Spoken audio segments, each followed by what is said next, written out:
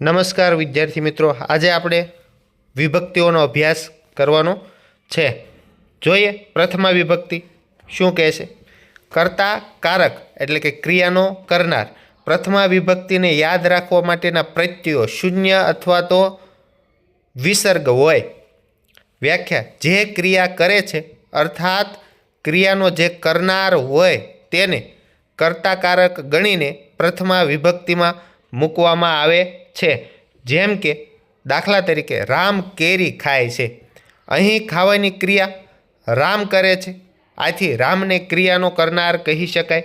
ઉદાહરણ તરીકે અહમ પઠામી, હું ભણું છું. બાલહ ક્રીડતી, બાળક રમે છે. સીતા ગાયતી, સીતા ગાય છે. રામઃ નમતી, રામ નમે છે. પ્રથમા વિભક્તિમાં હંમેશા એકલો માણસ હશે.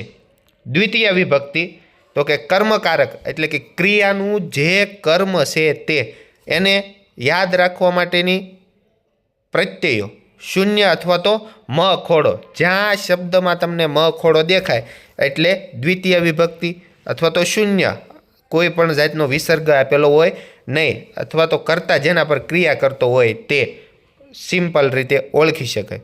વ્યાખ્યા: કર્તા જેના પર ક્રિયા કરતો હોય તેને કર્મકારક ગણીને દ્વિતીય વિભક્તિમાં મૂકવામાં આવે છે. દાખલા તરીકે રામ કેરી ખાય છે. અહીં રામ પોતે ખાવાની ક્રિયા કેરી પર કરે છે, તેથી કેરીને કર્મકારક દ્વિતીય વિભક્તિ તરીકે ઓળખીએ છીએ. ઉદાહરણ તરીકે વયમ વિજ્ઞાનમ પઠામહ, અમે વિજ્ઞાન ભણીએ છીએ. વિજ્ઞાનમ, જો વિજ્ઞાનમમાં મ ખોડો છે. વયમ સંસ્કૃતમ પઠામહ, અમે સંસ્કૃત ભણીએ છીએ. તો દ્વિતીય વિભક્તિનો પ્રત્યય શું હતા? તો કે શૂન્ય અને મ ખોડો. તો અહીંયા બધામાં અંડરલાઇન કરેલા શબ્દની હેઠે મ ખોડો તમને જોવા મળશે, એટલે તમે સરળતાથી શબ્દ છે એ ઓળખી શકશો. કવિ કાવ્યમ લિખતી, કવિ કાવ્ય લખે છે.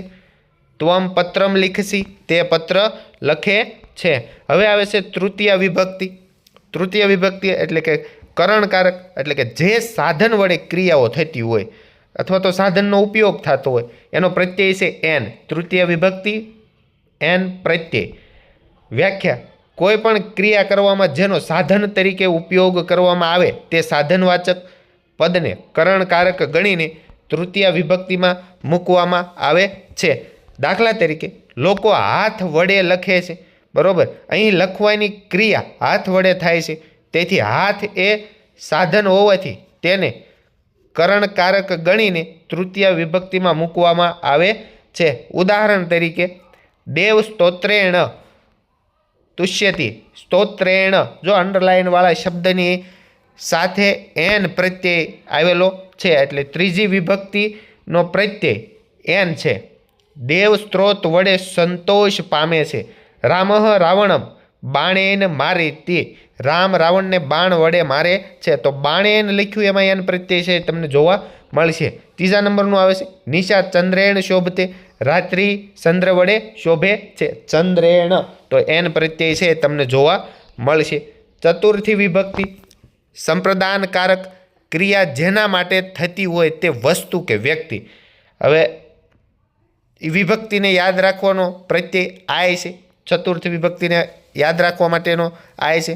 વ્યાખ્યા જોઈએ: આપવાની ક્રિયાઓ થતી હોય ત્યારે જે લેનાર હોય એટલે કે જેને આપવાનું છે તેને સંપ્રદાનકારક ગણીને ચતુર્થ વિભક્તિમાં મૂકવામાં આવે છે.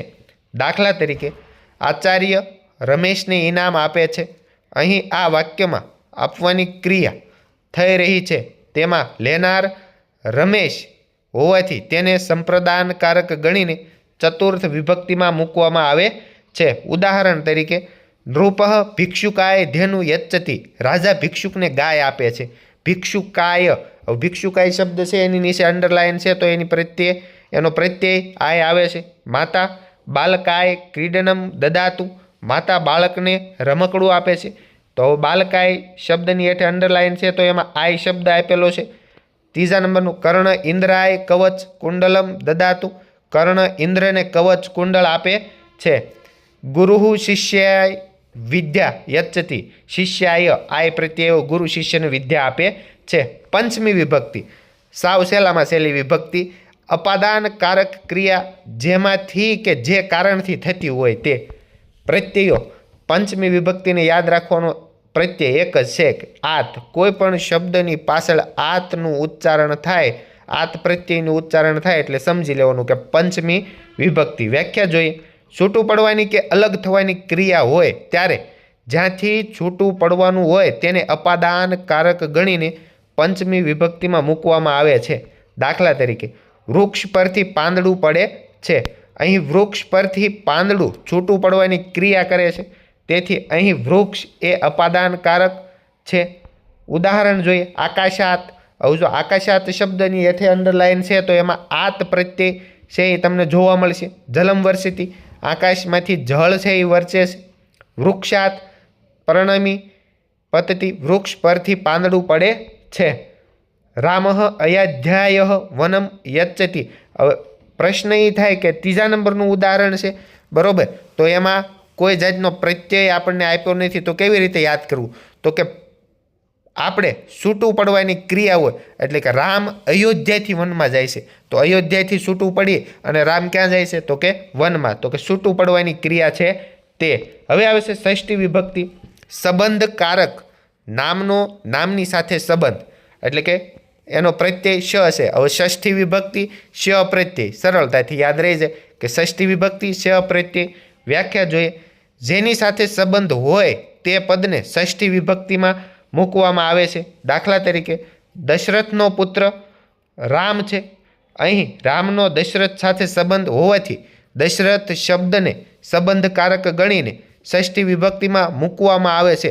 હવે જેની સાથે અથવા તો નામનો નામની સાથેનો સંબંધ છે એનો સમાવેશ ષષ્ઠી વિભક્તિમાં થાય છે. ઉદાહરણ તરીકે રામસ્ય પ્રાસાદઃ વિશાલઃ અસ્તિ. રામનો મહેલ વિશાળ છે. હવે રામસ્ય છે એની હેઠે અંડરલાઇન કરેલી છે, તો એમાં તમને શ પ્રત્યય દેખાતો છે. સર્વદમન દુષ્યંતસ્ય પુત્ર અસ્તિ. સર્વદમન દુષ્યંતનો પુત્ર છે, તો દુષ્યંતસ્ય છે એનો અને સર્વદમનનો સંબંધ છે એટલે દુષ્યંતસ્ય એની હેઠે અંડરલાઇન છે, એમાં તમને શ પ્રત્યય દેખાય છે. કુર્મસ્ય નયનાભ્યામ અશ્રુભિઃ અગલન. કાચબાની આંખમાંથી આંસુ ટપકી રહ્યા, તો આંખમાંથી આંસુ ટપકવાની ક્રિયા, છૂટું પડવાની ક્રિયા કુર્મસ્ય એટલે કાચબો, એમાં તમને શ પ્રત્યય જોવા મળશે. છેલ્લી સપ્તમી વિભક્તિ. અધિકરણકારક ક્રિયા જે સ્થળે કે સમયે થતી હોય તે એનો પ્રત્યય છે. એ શું? બે પ્રત્યય છે. જો આમાં તમારે સરળતાથી યાદ રાખવું હોય તો એવી રીતે યાદ રાખી શકાય. એ શું? વ્યાખ્યા. કોઈ પણ ક્રિયા કરવા માટે આધારની જરૂર પડે છે તો તે આધારને અધિકરણકારક ગણીને સપ્તમી વિભક્તિમાં મૂકવામાં આવે છે. દાખલા તરીકે રાજહંસો સરોવરમાં રહે છે. હવે રાજહંસોને રહેવાનો આધાર કયો છે? તો કે સરોવર છે. અહીં રહેવાની ક્રિયાનો આધાર સરોવર છે, તેથી સરોવરને અધિકરણકારક ગણીને સપ્તમી વિભક્તિમાં મૂકવામાં આવે છે. દાખલા તરીકે ઉદાહરણ તરીકે છાત્રાઃ શાલાયામ પઠન્તિ. વિદ્યાર્થીઓ શાળામાં ભણે છે. શંકર મસ્તકે ચંદ્ર ધારયતિ. શંકરના માથા ઉપર ચંદ્ર ધારણ કરેલો છે. ચંદ્રનો આધાર શું? તો કે શંકરનું મસ્તક. કૃષ્ણ દ્વારિકાયામ વસતિ. કૃષ્ણ દ્વારકામાં રહે છે. કૃષ્ણને રહેવાની જગ્યા એનો આધાર તો કે દ્વારિકા. વૃક્ષ આતપે તિષ્ઠતિ. વૃક્ષો તડકામાં ઊભા છે. વૃક્ષોનો રહેવાનો આધાર ક્યાં? તો કે તડકામાં છે. મોસ્ટ આઈએમપી છે. ગુજરાતી પ્રત્યય આવડતા હોય તો વિભક્તિ તમામ તમને આવડશે. મોસ્ટ આઈએમપી છે બોર્ડ માટે, તો કે વિભક્તિ કારકો અને સંસ્કૃત પ્રત્યયો અને ગુજરાતી પ્રત્યયો. પ્રથમા વિભક્તિ કર્તાનો ક્રિયાનો કરનાર, શૂન્ય અથવા તો વિસર્ગ, અને ગુજરાતીના પ્રત્યયોમાં શૂન્ય અથવા તો એ. દ્વિતીય વિભક્તિ કર્મ ક્રિયાનું કર્મ, શૂન્ય અને મ ખોડો, શૂન્ય અને ને. તૃતીય વિભક્તિ તો કે કારણ સાધન, એનો પ્રત્યય એન થશે અને ગુજરાતી પ્રત્યય થી, થકી, વડે અથવા તો દ્વારા. ચતુર્થી વિભક્તિ સંપ્રદાનકારક ક્રિયા જેના માટે થતી હોય તે. ચતુર્થ વિભક્તિનો પ્રત્યય આય છે. ને માટે કાજે વાસ્તે ગુજરાતી પ્રત્યય છે. પંચમી વિભક્તિ અપાદાન ક્રિયા જે કારણથી થતી હોય તે આત. થી, માંથી, પરથી, ને કારણથી. ષષ્ઠી વિભક્તિ સંબંધ નામનો નામની સાથે સંબંધ, નામનો નામની સાથેનો સંબંધ, એમાં પ્રત્યય શ લાગશે એટલે નો, ની, નું, ના યાદ રાખવાનું છે. સપ્તમી વિભક્તિ અધિકરણ ક્રિયા સ્થળ કે સમય એશું માની અંદર અથવા તો ઉપર વિશે. તો આ હતું વિભક્તિઓ. આભાર, થેન્ક યુ, ધન્યવાદ.